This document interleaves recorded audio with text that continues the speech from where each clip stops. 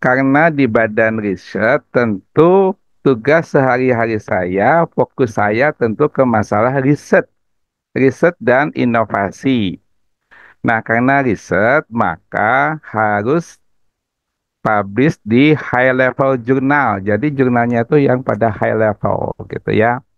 Karena high level jurnal itu maka harus dengan deep analysis, dan analisa harus tajam.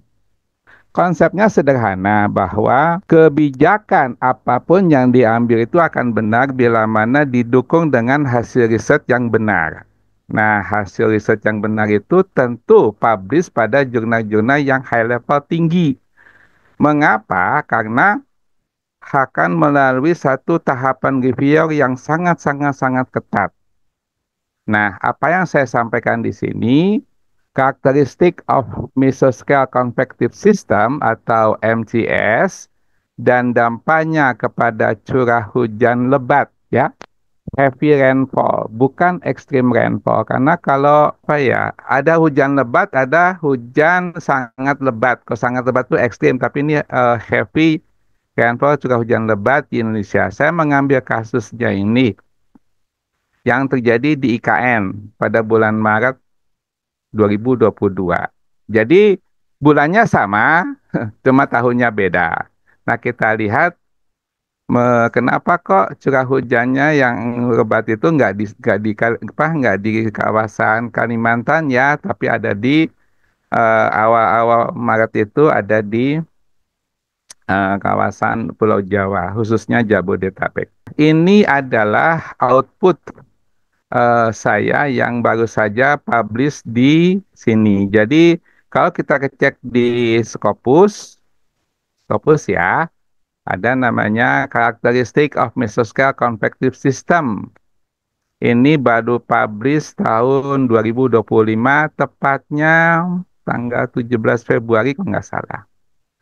Nama jurnalnya itu adalah Advance in Atmospheric Science. Dengan penulis pertama saya, Edi Hermawan, Tanto, Purwaningsih, dan sebagainya. Alhamdulillah sudah ada yang mensitasi satu orang.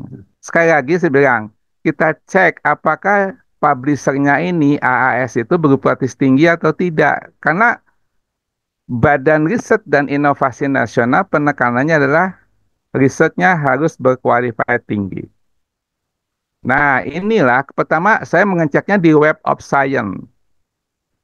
Artinya apa? Artinya Advanced in Atmospheric Science ini kalau saya pakai ini ya pakai pointer option. Biasa gitu ya.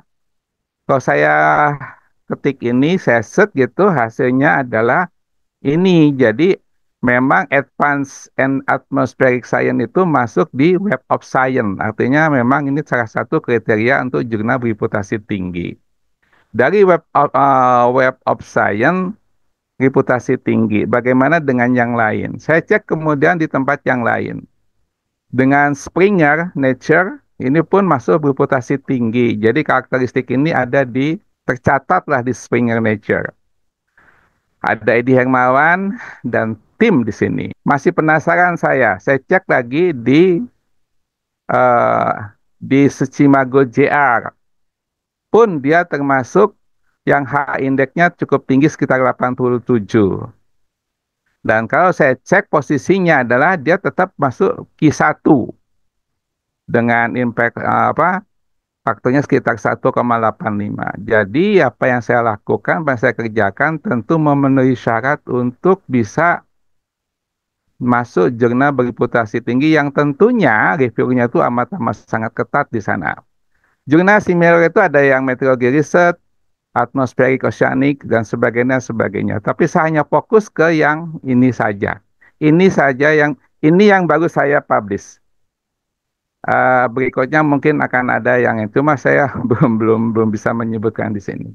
Nah, terkait dengan itu, bagaimana posisi jurnal ini di BRIN sendiri, kami punya satu pencarian reputasi jurnal proceeding dan buku, ini versi BRIN ya, tahun 2025.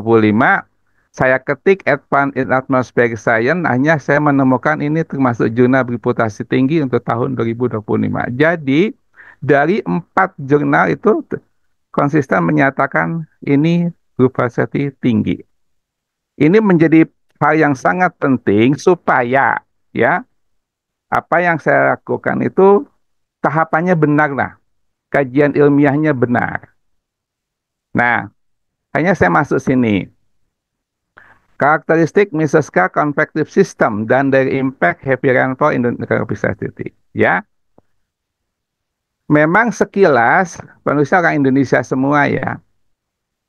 Tapi lihat ada Indonesia, BMKG juga ada nih Ibu Dian ya. Ada yang dari Netherlands, ada yang dari United Kingdom, UK, ada yang dari Australia. Jadi walaupun orang Indonesia tapi tersebar di berbagai mancanegara. Ya, nggak hanya satu kelompok kecil. Nah, terkait dengan itu, apa sih namanya MTS?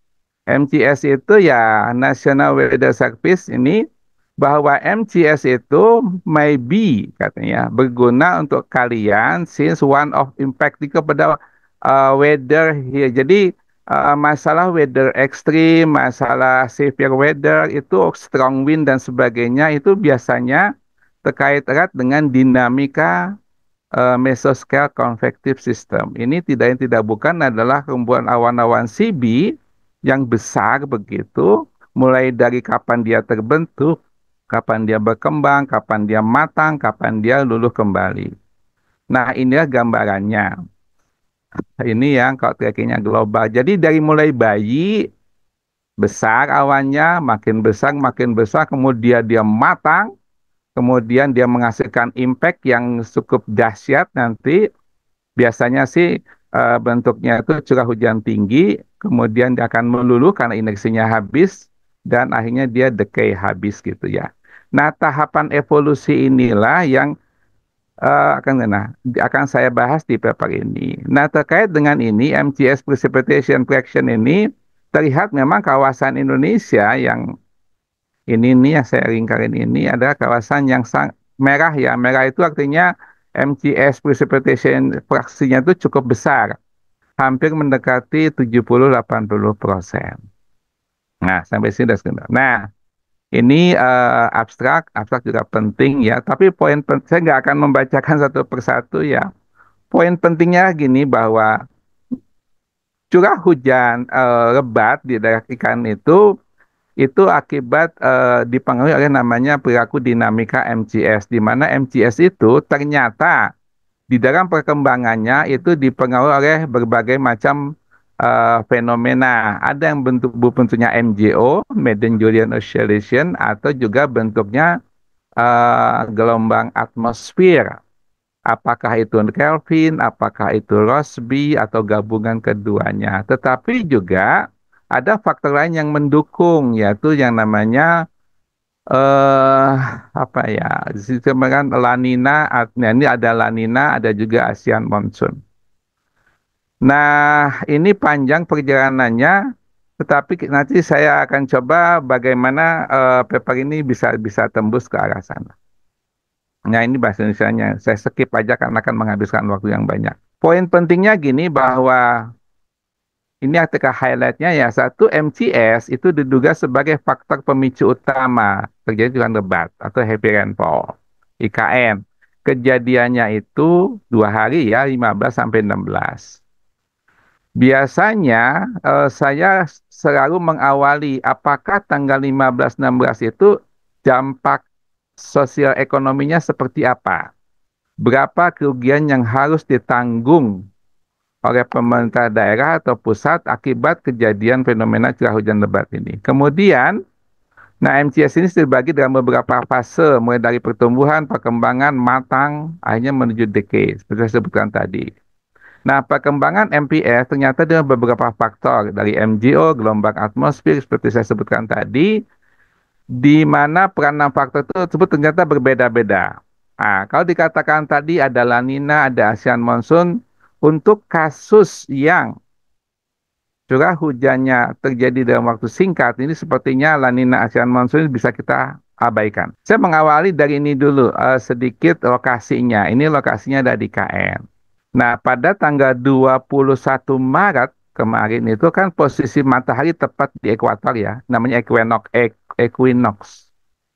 Hari jadi tanpa bayang karena posisinya tuh tegak lurus tepatnya untuk dari kawasan Pontianak pada pukul 12 siang. Jadi dari gambar ini saya eksplor, perbesar.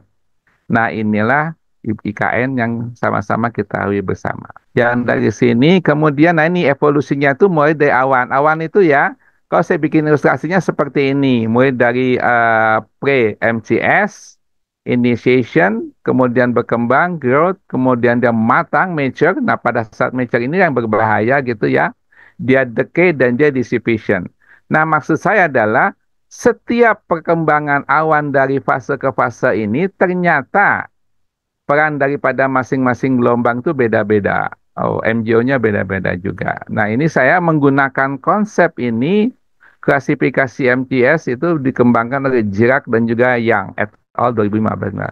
Ada dua parameter utama, satu adalah IVT, Integrated Vertical Transport, dengan formula seperti ini. Yang kedua adalah FIMFC, Vertically Integrated Moisture Flux Convergence.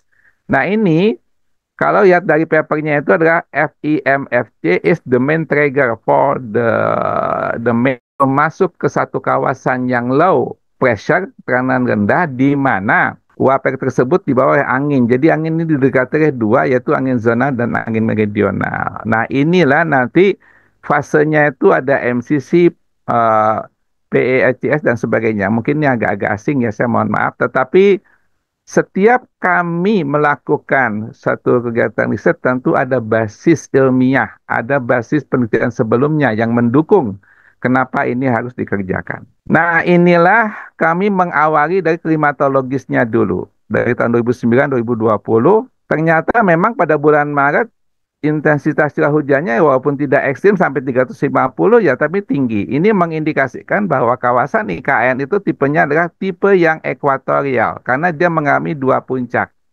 Puncak pertama itu bulan April dan puncak kedua bulan 12. Beda dengan yang ada di Pulau Jawa yang tipenya monsunal. Jadi hanya satu puncak dan satu lembah. Nah, ini kemudian kami dekati dengan sebenarnya itu kejadiannya kapan sih gitu. Curah hujan tingginya itu kapan. Nah, kami menggunakan GIS map yang kemudian kami lakukan. Perhatikan dengan baik.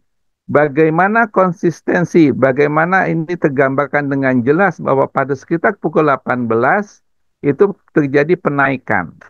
Jadi cara menggambarkannya itu adalah uap air dan angin dengan vektor angin, dan di sini adalah legendnya.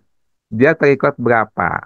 Mestinya kan 150 kalau ekstrim, dan kan hanya mencapai 140, maka kami katakan lebat.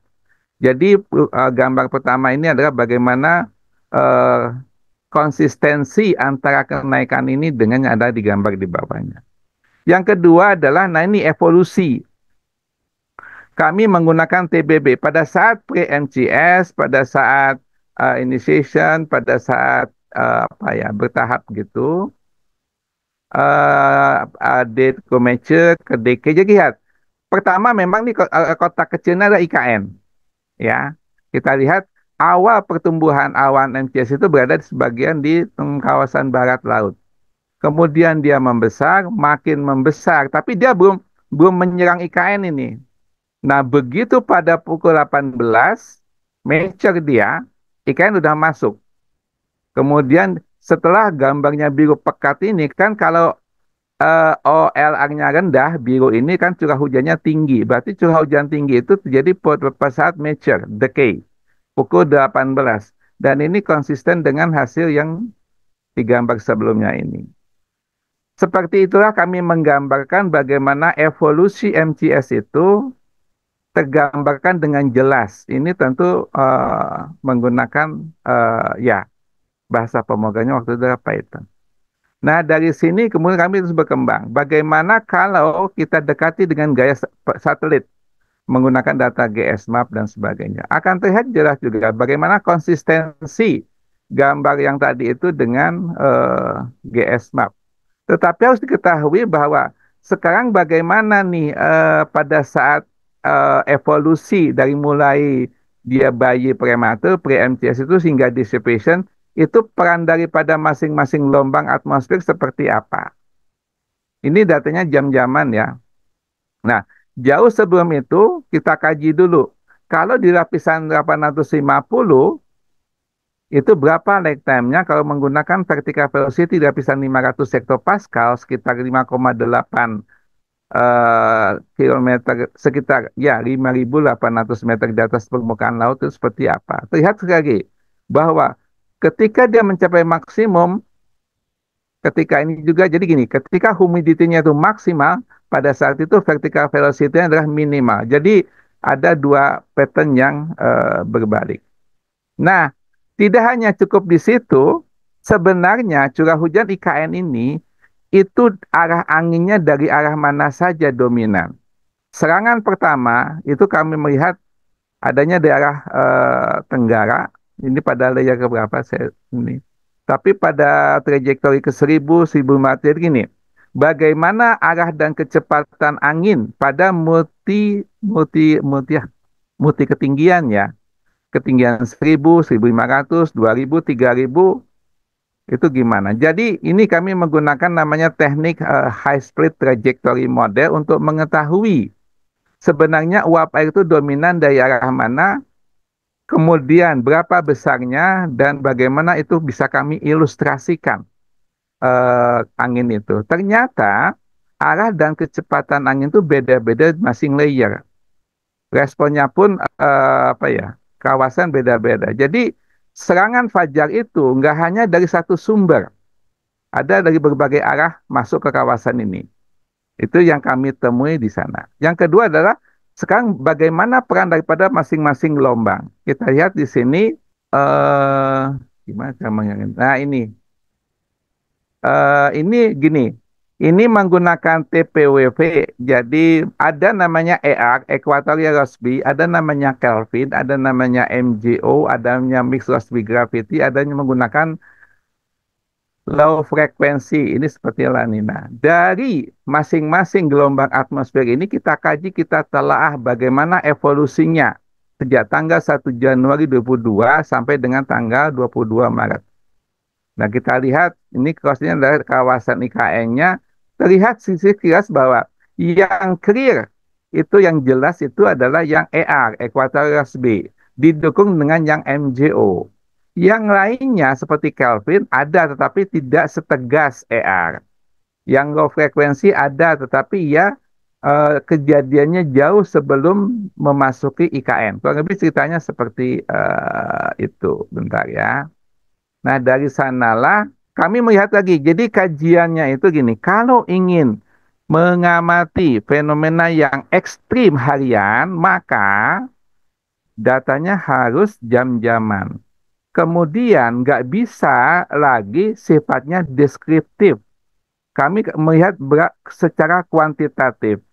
Ya seperti saya katakan tadi, ER yang biru ini dan yang MJO yang hijau ini kita lihat perannya pada saat apa total TPWP dan saat wave induced TPWP. Jadi tanpa TPWP. Ini belum nampak clear di sini, tapi lihat bagaimana pada saat pre-MCS, initiation, growth, tumbuh, mature dia berkembang, bagaimana evolusi daripada masing-masing gelombang ini. Apakah nanti ini akan terkait dengan evolusi MCS itu sendiri? Akhirnya kami melakukan apa yang dikatakan ini. Kalau lihat begini, jadi gini, yang kami amati adalah bahwa MCS itu ternyata mengalami perubahan fase dari yang fase positif menjadi fase negatif. Itulah tergambarkan dengan warna biru. Warna biru itu tadinya fase positif ketika MCS. Jadi ketika terbentuk MCS, awal MCS initiation itu yang paling dominan adalah warna biru. Jadi yang ER ini. Tetapi ketika mature, ER-nya pudar, karena itu berubah fase yang tadi positif menjadi negatif, itu pun sama MGO pun tidak banyak pengaruhnya di sini. Enggak, dari awal hingga akhir itu MGO tetap dominan. Yang Kelvin itu dominan nggak begitu berpengaruh. Yang frekuensi apalagi ya, seperti itulah ceritanya. Nah, dari sanalah kami melihat, mengamat Oh, kalau begitu, bagaimana peran daripada adanya katakanlah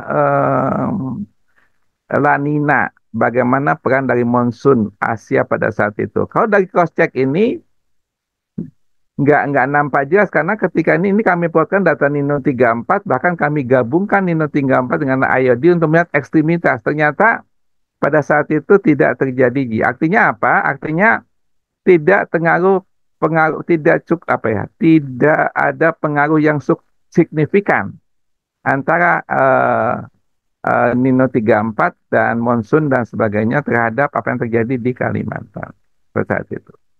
Nah, ini adalah samarinya. Kurang lebihnya satu bahwa memang curah hujan karena MCS, yang kedua karena ada pengaruh MJO itu yang mengawali terjadinya PMCS. Kemudian pada saat PMCS dia berubah menjadi ER dan MRG dan sebagainya.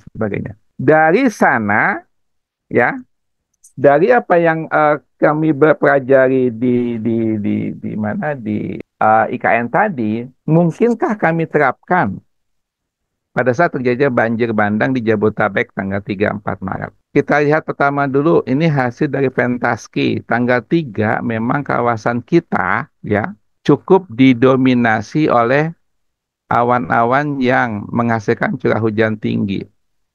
Saya mengkliknya tuh akumulasi curah hujan 3 jam-jaman. Memang ini, terutama kawasan pantai barat Sumatera. Memang Bapak yang Riau ya wajar lah ya, karena memang pada saat itu, bahkan sampai akhir-akhir itu, ini serangan fajar dari Lautan Hindia ini masih terus dominan gitu. Jawa bagaimana? Tanggal 3, Jawa itu, jadi kalau dikatakan banjir bandang yang ada di kawasan Jabodetabek, saya masih mikir, benarkah ini karena curah hujan, atau betul-betul kejadian karena memang kiriman ya. Jadi bukan pure karena curah hujan, karena dari sini dia tidak kalah lebat dibandingkan yang ada di Sumatera. Ini tanggal 3-nya ini. 250303. Kan kejadian 2 hari. Bagaimana tanggal 4? Wow, kok tanggal 4 ternyata Jawa itu di-cover oleh dua kumpulan awan besar sini. Tetapi intensitas yang ada di daerah pantai barat Sumatera juga lebih banyak lagi. Lebih dahsyat lagi, kekuatan lebih besar.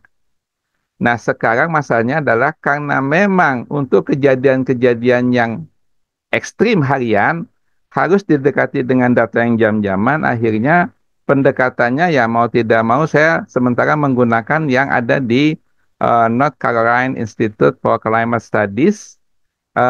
Ini namanya NCIX gitu ya. Karena di sana ada unsur MJO. Ini alamatnya ada di sini, dan ini memang diterapkan untuk berbagai sepanjang ekuatorial inilah ya.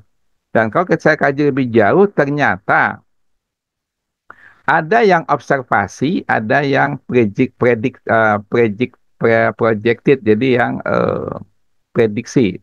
Saya akan melihat bagaimana yang observasi. Kan kejadiannya 3 sampai 4 Maret.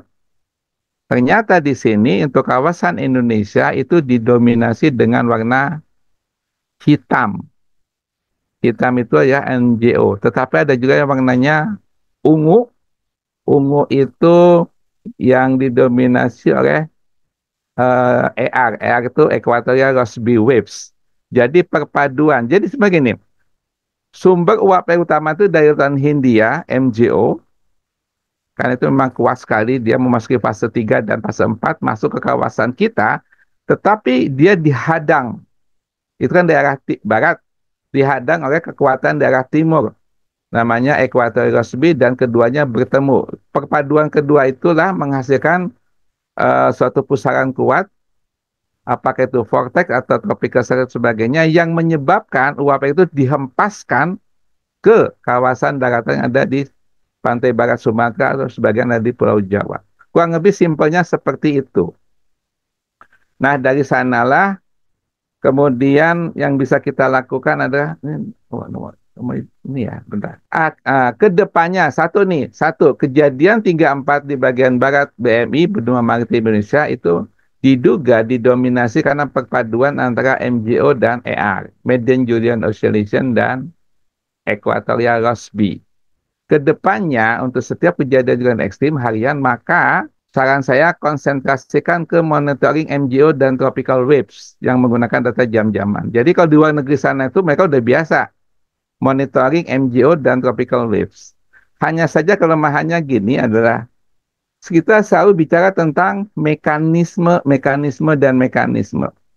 Mekanisme sudah bisa kita kaji, kita telah, kita telusuri, kita publish pada level jurnal tinggi, tetapi kedepannya adalah bagaimana kejadian ekstrim tadi dapat kita simulasi kembali.